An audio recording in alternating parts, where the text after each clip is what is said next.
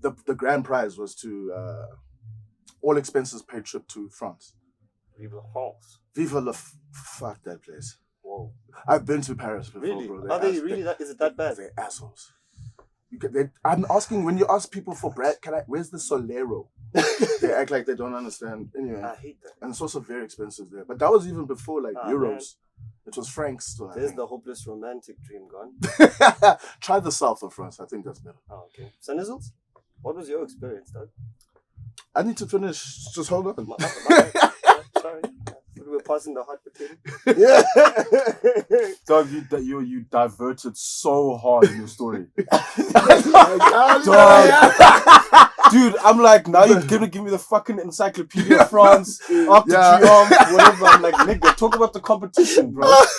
Jesus. Call me the gas on it goes with my footwear. Got my little chain on YouTube and drip on a daily, you know that I do that. Bitch, I clear you do. Call me the gas on it goes with my footwear. Got my little chain on YouTube and drip on a daily, you know that I do that. Bitch, I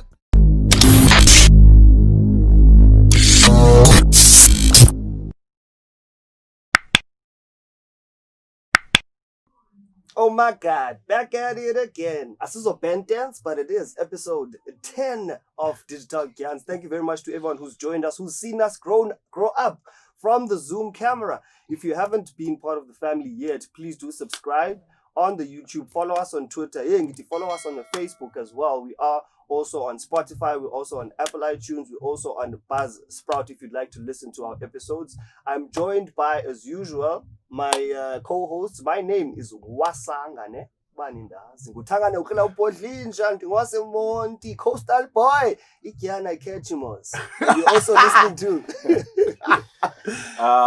Triple S Mawisa Sanele San Iskumbuzo. Yeah, that's me. And then you got first of his name, Siyabulela Mawisa Mbele Benz Usindane. Holla at your boy. It's got an interesting second name, Tango. Tango. The first time I saw it. That's a dope Groovist. I mean, we thought that it was Tango and it was a nickname. So much. I was like, is this nigga a detective or what? Detective Magnius. Yeah, Alpha Bravo, my nigga. Yeah, man. But I've really enjoyed being part of this and what it really means to all of us. And we saw a gap. And for me, one of the best ways this has been described, the digital environment when we came in, it was about 2014 for me, was that it's the Wild West. And I also it was a different environment. There were no rules. We broke quite a lot. And I've been one of those proponents. It's something that I own fully. But how has the experience been for you guys? And where did your journey start? I remember coming back from Cape Town in 2015 and joining Plum Factory.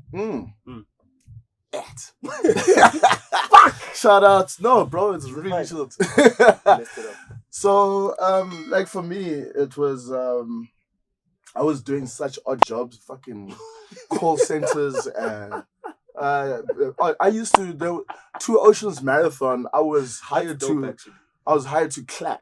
We keep seeing this guy. This guy's everywhere. Who is the clapper? We need to know who this man is, and we need him on this show. Yeah, bro. I used to wait and they even gave us like clapping tools. It was a dark time. What year was this? This was like 2013. Damn, you started early, huh? No, I started late in my life anyway. Django. I mean, back then I was... I've grown, but no, this means in terms of digital, not your age. But like 2013, what was available then? It was probably just it was minimal. I mean, Facebook was popping, Twitter was still rogue, Wild West, and MySpace was gone. But that wasn't the thing, like because Facebook was so hard. I mean, so like established already by then. Yeah. Especially in South Africa. So I even entered a competition. I remember that. I think it was through Facebook, and it was for Haagen-Dazs. And the grand prize was to all expenses paid trip to France. Vive la France. Vive la fuck that place. Whoa. I've been to Paris before. Really? Are they really is it that bad? They're assholes. I'm asking, when you ask people for bread, where's the Solero? They act like they don't understand. Anyway, I hate that. And it's also very expensive there. But that was even before euros. Man. It was Frank's store. There's the hopeless romantic dream gone. Try the south of France. I think that's better. Oh, okay. Sanizels, what was your experience, Doug? I need to finish. Just hold on. Sorry. We were passing the hot potato. Yeah. Doug, you diverted so hard in your story. Dude, I'm like, now you're gonna give me the fucking Encyclopedia of France, Arc de Triomphe, whatever. I'm like, nigga, talk about the competition, bro. Jesus. Oh shit. Too much personal. Let me go back. Okay, cool. So the grand prize was all expenses paid trip to France, and I entered. And as much as I didn't win the grand prize, I did get a prize which was determined by the amount of likes that I got for a Facebook post that the agency took. So that got me a year's supply of Haagen-Dazs, and it also got me. Are we friends? I never got a teaspoon. We used to bring that to Palais, remember? Yeah, but I never had a teaspoon. I don't know. It was mainly for the babies at the time. I like the honesty. Oh. I appreciate the honesty. So then, so during the competition, it was like hosted in Maro's Arch, and I got while being interviewed by Jeannie D. Nice. Her boyfriend spotted me. Who's her? Her boyfriend Jeannie D. Okay. He had an agency. And then he said, bro. She's a great person, as by the way. No? Yeah, she is. So then, so he said, let's work. Like clearly you have some skills. Knowledge about the digital environment or whatever. And then I started managing some celebrities, which was also kind of weird to post on their behalf. And now I'm here, and I've learned a lot over the years. I've gained a lot of experience. Had a lot of great experiences, and I mean, we also ended up working together. So yeah, it's been fantastic actually. It's quite a well-rounded story there. Sanele, are there any lies, truth there that you might know? No, it's all truth. The part of the truth that hurts is that I never had any ice. Damn, not a teaspoon. That's fine. That's fine. It's okay. I'll deal with that later. No, I think with Siya's story, I mean, it's quite an interesting way in terms of how he got to where he got to, and obviously based on that, working at a few agencies, getting a bit more experience, getting exposed to different aspects of the business, different aspects of digital. And I think for me, this almost similarity, I guess, is not based on that particular aspect, but around the fact that neither him or I studied advertising or digital or marketing or, he's got a degree in business. My degree is in politics and psychology and economics. And also for me, like when he's talking about when he had odd jobs and stuff, it's the same thing for me. I think in 2012, I was a waiter at, do you know the restaurant Morituri, that Italian restaurant in with the statues outside in Newlands, with those pizza guys that are standing opposite Panarottis. Yeah, and my cousin was the manager. I didn't have a job. I just graduated from UCT, and I was just like, I'm not doing anything at home. And then he's like, yo, dude, just come and work as a waiter. And I'm like, all right, cool. I'm at the bottom of the barrel. I can't really pick and choose. So I did that. And then I remember my best mate, Tim, who was basically the brand ambassador for Smirnoff Double Black with Guarana. Oh, the Guarizi.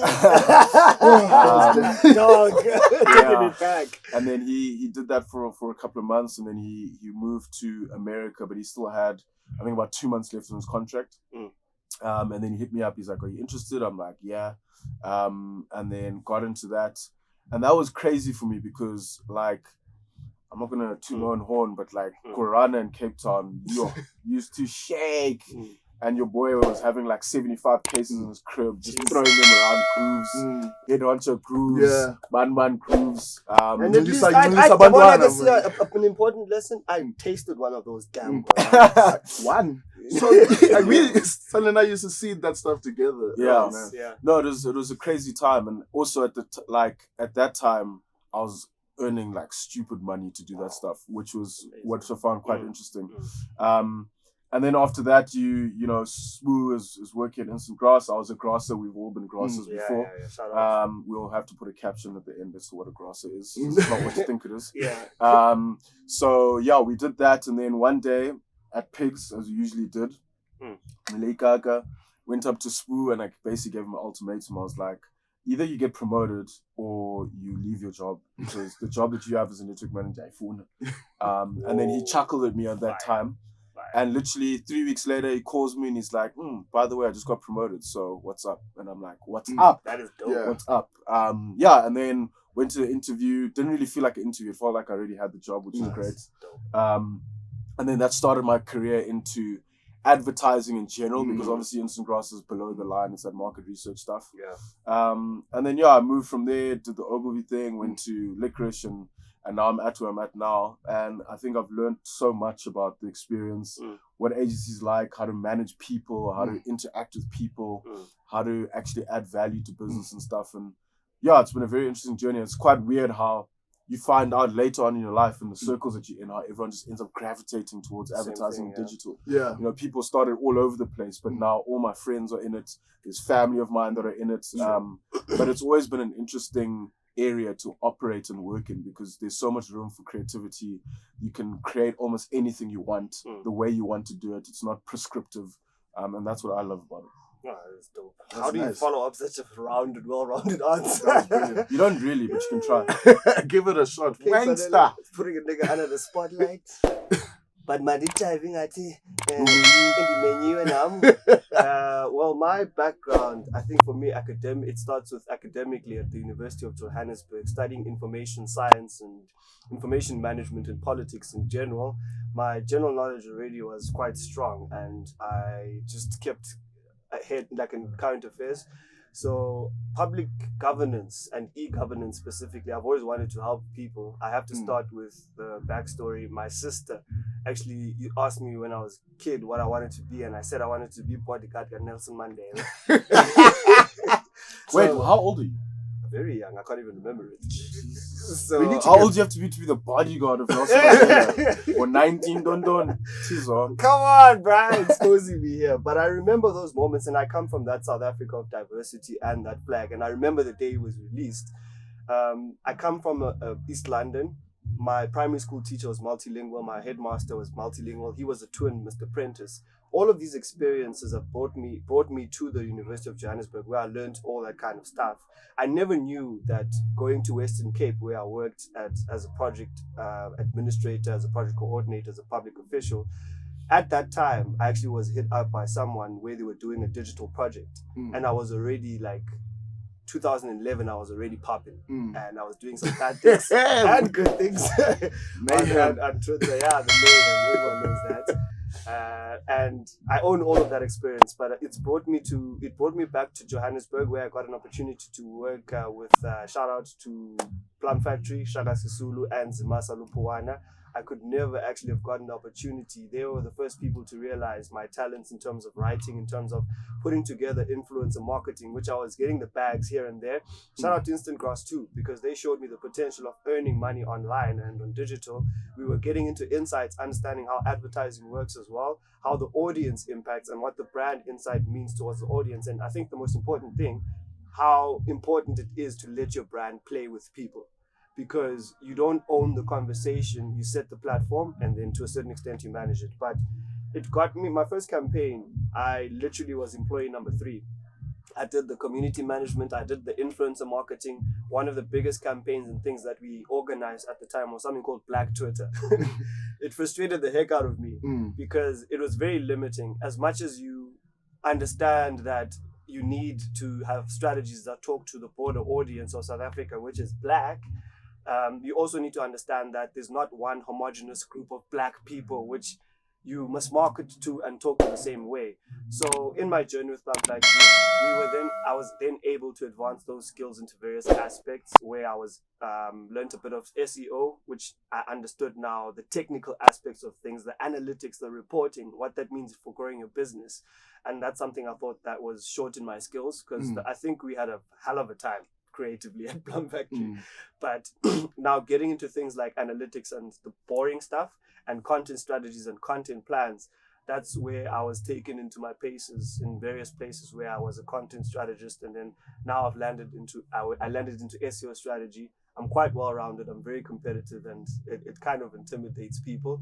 But I'm happy that I have these kind of people with me, which actually make me understand that there's so much to learn because they're fantastic at what they do. So yeah, we talked about the digital wild west and where there were no reins. Some of us, I think, partied a bit too hard, but the journey itself is quite important for me because knowledge sharing is a big part of who I am, and my grandmother and my whole family is about education. So I think one of the first things I learned about online education was Udemy, which was Khan Academy back then, where this professor actually taught his nephews and nieces maths online. And that's where I was at the Western Cape and I found out about it. So I feel with our geographic and demographic environment and the historical disadvantages we had and the lack of access to a lot of the things related to digital, it was very important for us to share our experiences, to give shortcuts are never good. And I think to learn from our own experiences and lessons, I'm not saying that as digital moves, it's an ongoing and learning environment, but I think it's really great that we can share our experiences and we can be part of a community where we allow access, because there's a level of elitism I see in a lot of environments, and I don't want that to happen to a lot of people just because of the way you speak or your background or your resources or lack of resources. It doesn't mean that you can't be part of a solution, especially with what is available with digital right now. Exactly, man. Couldn't agree with you more there. I think, like, for me, like, I'm also a fan of knowledge, acquiring it, sharing it, and also. So I remember, like, for me in the beginning of my career and even like before that, like, search engines were like Ask Jeeves and Yahoo. And I mean, they were all like, it was all new stuff for most people. And I mean, now with Google as the top search engine now, like, I like there's just a wealth of information that's available to you. And I mean, like, for me, the first thing I ever did as a course, even in the industry I'm in now, is Facebook Blueprint, which is like available to any and everyone, and it's a very good like starting base for anyone that's trying to enter social media management. If you understand Facebook, that's like half the job. Yeah. And because that's Mark Zuckerberg does not play, guys. You need to understand the thinking behind that guy. Actually, even watch The Social Network itself, the movie, just to understand the thinking behind it. And just never be shy. Never be shy to Google it. There's a wealth of information, free resources, and you should go ahead and get it. Yeah, I mean, I think there's a lot of, I think you touched on it, Wang, when you spoke about Udemy. There's also HubSpot Academy. You also get Shaw Academy. And a lot of times these people have free courses, but I mean, those free courses have a lot of knowledge. They're a good foundational basis for you to obviously get into the industry in whichever field you want to. And also besides that, like, as much as a foundation, the best way to do it is to experience it itself. So play around in digital, ask yourself questions like, oh, when I go into Google and I type this, why is this the first search thing that I see? When you go through paid campaigns and you're going through your Instagram, you're like, why am I seeing a Nedbank ad? Then you realize, okay, it's being targeted to you, and kind of all those type of things that you understand going through the process of actually being a user of digital, which everyone in the world is now. And I think also for me, what I like now, the difference as opposed to when I started off varsity, and actually even just that matric period, is that, when you go to your teachers or whatever, and you're looking, okay, cool, what are you going to study next year or whatever? There was no chat about digital and marketing. That was not an option. It was like, are you going to be a lawyer, accountant, an engineer, all that type of shit. And no conversations being had about marketing digital. And fair enough, it probably wasn't that big back then. But I think for now, when I look at, for instance, you look at your big institutions like UCT, and they have all these online digital courses now that they offer, which is great because, now it allows parents to go, oh, okay, cool. So if an institution like UCT is offering this thing, then there must be some value in it. It's legit. It must be, you know what I mean? It's that stamp of approval type thing. Because now if you go into some random online course, you're like, so, you're just on your computer, and it's like, no, that's the way the world works. For the longest time, my mom used to tell her friends I work on Facebook. To try to explain to your parents what you do. Facebook. Don't tweet. Like, dude, come on. And think about how difficult, this conversation. Siya and I have been in the industry for 6-7 years, and still to today, we're still going to ask the question. My dad will call me and be like, so when Absa tweeted, was that you? No, dude. No, I don't work for apps. I don't work. That's not, you know what I mean? Oh, So, wow, that is yeah, you know, and it's always a difficult thing, and you have to constantly try and learn and teach people what you actually do and the value that you actually provide. But you know, for me, I'd encourage anyone to get involved in digital and social media and kind of find what your niche is, you know, whether you have a creative bone or if you're more analytical and you want to go into strategy side or, you know what I mean, wherever it is, I think there's a lot of opportunity for people out there. And we, all three of us, probably wouldn't be here, obviously, because of what the opportunities we had in the space. Would you change anything? No, I didn't change anything, bro. Don't Regret anything. Not bro. a damn thing. Yeah, every experience is worthwhile, whether it's good or bad, and it teaches you something about yourself, and you always kind of end up kind of where you're supposed to be. You might not think about it at that time, but you know, there's a reason I went through what I went through, why I studied what I studied, why I went to the agency I went to. It also comes together eventually. Yeah, it does come together, and I think, you know, you can never look back on those experiences and go like, that shouldn't have happened, because you never know what it might lead to. Exactly. Have you ever had your ass handed to you where you were like, you started questioning your place in digital? No, 100%. Imposter syndrome. Oh, wow. Especially without the theoretical qualifications and stuff. Yeah. Imposter syndrome's terrible. Did you wake up every day and you're like, okay, I smashed that. But why? Yeah. Or how? And Like, how can I replicate that? Exactly. Because now it's just like, oh, was that luck? And now when you're presenting, everyone's like, oh, that's great. And then it's like, so how did you get there? So if it's andiaz, but njayaz, like that type of that thing. Like I just know it. But I don't know. And that's and using that level of justification a lot of the time is not good enough, because then they go, okay, cool, we can't depend on you to do this 10 times out of 10. I think the worst thing for me, like, it just hits you. It's not personal. Like for me, having direct access to your CEO and your direct manager and marketing manager, and them telling you specifically that, dog, we need to make money. It needs to be profitable, whether it's come from digital or not. The company needs to thrive. So what are you gonna do? And I mean, that's their KPIs. The I bottom did heard, line. dog. Like he went as far as saying, "Why should I give you my budget if I can give pamphlets out?" I was like, "You're gonna reduce what we do to pamphlets." So it's almost a challenge now to show the value of digital and to prove it. Yeah. And I mean, for like at the end of the day, and I think this is our backgrounds and our experiences that we've had, the three of us, is what has inspired the show. And it's just also like another tool, another resource for people to tap into, to understand like the trials and tribulations of the industry that we're in. And we would be remiss if we didn't use the tools that we had around us to give people this knowledge and share it with everyone. And don't forget to share the page too, guys.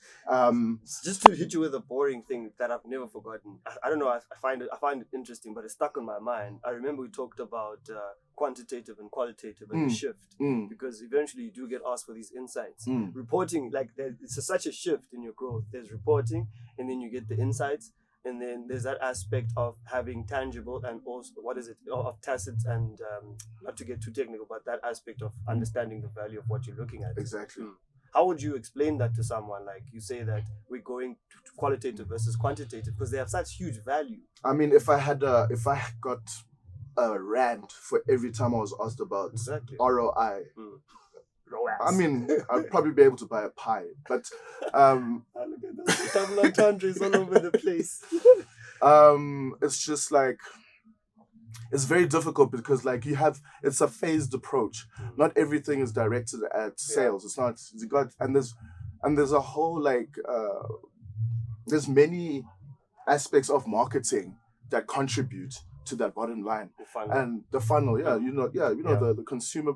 The consumer journey doesn't only, it's not always only digital. I mean, so it's very difficult to prove that. And I mean, we're always working on ways to put clients' minds at ease about that. Just to throw a bone out there, just a tip with regards to everything I've been discussing. Before I got my job, one of the things that I was focusing on was upskilling myself with regards to integrated marketing. Check out the course on HubSpot Academy. I've never seen anything as comprehensive as that. So it's the Integrated Marketing HubSpot Academy course. It's quite dope. Yeah, you also have to do that. The Google Digital Skills for Africa. Those certificates that you can knock off quite quickly, and you can put that thing on your LinkedIn. Exactly. And that just shows that obviously, besides the fact that you've gained some sort of knowledge, that you're showing that you actually have a thirst for it as well, and that you're keen to upskill yourself. Because that thing, if it's not proactive on your side, no one's gonna push you and be like, you have to do this thing. If you don't want to do it, you're not gonna do it, and then you'll see how that works out. 100%.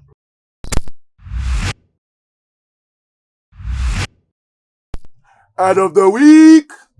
So, a week ago, we saw About a week ago. Savannah dropped. Obviously, everyone is always excited to see ads that come from brands like Savannah over the years because of their dry humor and their dry Savannah. But yeah, it kind of threw me off completely this time around. Just the general creativity around it was very confusing. There was a bit of an Inception element. I don't know if Christopher Nolan was involved, but obviously they put into the fact that they are shooting an advert in the advert, which kind of threw me off. And dancing for Savannah. It just didn't resonate too Do you well. think they were trying to play on that stereotype? Because a lot of people hate that whole thing of dancing for things. Do you think they were trying to play on that? I think maybe they were trying to flip it by making a white dude do the dancing. So I think that's what they were trying to debunk, for lack of a better term. But Yeah, I think for me, as I said, when we did the other ad of the week, when we looked at Chicken Licken, and I spoke about the power of these things is making sure that your insight is very solid and not making people guess what it is. Because once you make people guess what the insight of what you're trying to show is, you're losing them completely. Which is for me, like, I like the ad within the ad thing. I didn't really get that, and then also the fact that you're gonna use this super like awkwardly quirky thing where you use like some white guy dancing. It's like that doesn't necessarily resonate with your target consumer, because once you start going like, it's almost like you try and do too much to get into the minds of people. Everything. Yeah, instead of overthinking instead of getting a little bit more simplified in terms of how you approach it, you try and do too much, and then it becomes a little bit like confusing for people to break down. And with the dancing with the Savannah thing, like if they're referring to, because obviously there was that period, I don't know if it was at the beginning of lockdown, with the videos of the ladies dancing with the chairs and stuff. But I'm not sure if it's that, and that's the problem. Is that I needed, if you wanted to bring that, align that so that I know, okay, when you're referencing dancing with Savannah, the creative ambition or whatever you're looking at was that video on Twitter with the ladies dancing with the chairs. But now I don't know. So now you're gonna sit there and I'm gonna guess like, okay, where did you get this from? Does it really make sense? And then obviously we'll go into the lack of representation of the target consumer in the actual ad. I want to talk about the target consumer and the kind of content that the target consumer enjoys, because I think you've said that quite a lot. Siya, did you want to say something? Yes, Sorry. I did actually, and I mean, like when Sanele was referencing the video with the ladies dancing with the chairs and stuff, it's just that those people are not represented in the advertising of Savannah, and it just came to a crest where like everyone is mad now about that. And I think it came to a critical mass of like people just not seeing themselves in the adverts of the product they consume. And I mean, if you look at the consumers of Savannah, hear me out, yeah. How do we know who the target audience is of Savannah? Do we have any actual stats or information? Do we assume who the target audience is of Savannah? It's outlined in the strategy. It should be outlined there in marketing. But I mean, in terms of how we're looking at it, we assume from that, the outside. we assume that the audience of Savannah Cider is Black females and LGBTQI. Why? Plus. Why? Oh, dog! You can just do a keyword search and you'll see. Okay. Although you need to also caveat that to the fact that what you're saying, if you're talking about keyword searches, you're looking on digital platforms, and especially if you're looking at Twitter, which is probably 10% of the country, you can kind of take a little bit from that from a market research point of view, but that is definitely not the reflection of the entire country. So being able to pick that up in terms of on the ground who the consumption is, you'll only find that data internally if you work on the brand. And that's the thing, a big struggle for a lot of brands, whether it's alcohol, FMCG, is the fact that they place almost too much importance on the people that say they consume their brand on a Twitter, for example, which is such a small proportion of the actual country in terms of mere population. 100%. What direction would you have taken? What lessons can be learned with regards to where they went? Would you have changed anything? Would you have advised them? What kind of tips would you give them? Well, oh no, you want to go? Yeah, so I think for me it's being more grounded in what your insight is and whether or not that is relevant or resonates firstly within your own brand and within your own brand pillars and your own brand passion points. And then again, this next level of alignment is for your consumers. So there has to be that golden thread between those three in terms of the insight. And then now once you get into the creativity of illuminating that, then that's up to whoever the production team is on the particular ad or whatever, where they can kind of bring that more to life. But everything's grounded in the actual insight and whether it cuts through. Exactly, and I think there were learnings that came from the advert. I mean, everyone's gripes were directed at the brand, and I mean, I think they have to take that into account as they move forward and hold that L, embrace it. But you have to take it as a lesson, but as a loss, but also as a lesson, and show representation moving forward. Okay, gents. So let's close it off. How many bottle caps do you give it, and why? 1, because of exactly the lack of insights that I spoke about, because without that you have no basis to actually touch your consumer and actually make an ad which is relevant and resonates with them. And I think maybe the 1 might seem as harsh, but I think the 1 I'm also factoring in the fact that it's disappointing from a brand like Savannah, who has a history of coming up with really good ads, very nice dry humor, and with an actual very strong insight. So I'm making sure that the 1 is based on the fact that it's coming from Savannah. I'll give it two bottle caps. I mean, it lost me. It lost the people that it speaks to. Yeah, and I just don't want to be too harsh. But yeah, I'll give it a 2. All right, man. Shout out. That's been fantastic. It's always great talking to you, gents. Don't forget to subscribe. Don't forget to follow us and all of those kind of nice things on our YouTube channel and also our social pages. We are available once again on audio if you'd like to listen in. It actually sounds quite dope to listen in whether you're exercising or riding your car. Try it out. Ityana ikhethi man Stokalanda hleli phansi ngeshot Ingayo nguwe kodwa ugalele shot Uphula umthetho enye owesela Yeah, I'm fat to kitchen Sacaphukile kyisile idini Inhloni ziyamakha umuntu ngcono uthembele ityizama umbekela bucala umuntu Yefike bese